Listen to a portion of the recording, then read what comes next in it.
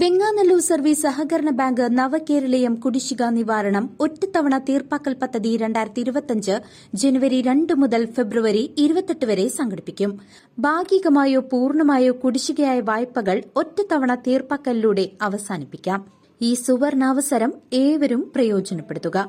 Shoranur railway സ്റ്റേഷനിലെ parking സ്ഥലത്തിനു സമീപത്തെ അഴുക്കുചാലിലെ മാലിന്യവും തടസ്സങ്ങളും നീക്കാൻ തുടങ്ങി. സ്റ്റേഷൻ നവീകരണത്തിന്റെ ഭാഗമായി നിർമ്മിച്ച അഴുക്കുചാലിന്റെ ഉയരം വർദ്ധിപ്പിച്ചതാണ് നഗരസഭയ്ക്ക് തലവേദനയായത്.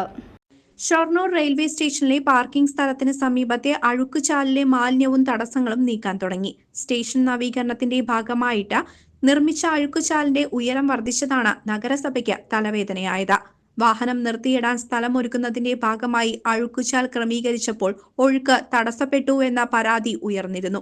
ഇതിനിടെയാണ് മണ്ണുമാന്തി യന്ത്രം ഉപയോഗിച്ച് മാലിന്യം നീക്കുന്നത്. പാതയ്ക്ക് താഴെയുള്ള അഴുക്കുചാലിൽ അടിഞ്ഞുകൂടിയ മാലിന്യവും നീക്കുന്നുണ്ട്.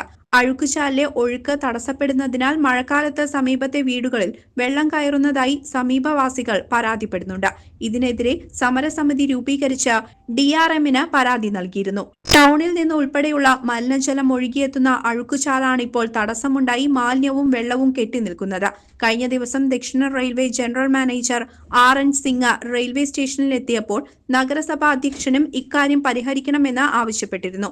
തുടർന്നാണ് അഴുക്കുചാലിലെ മാലിന്യം നീക്കുന്നത്. CCV news, Chelakkara.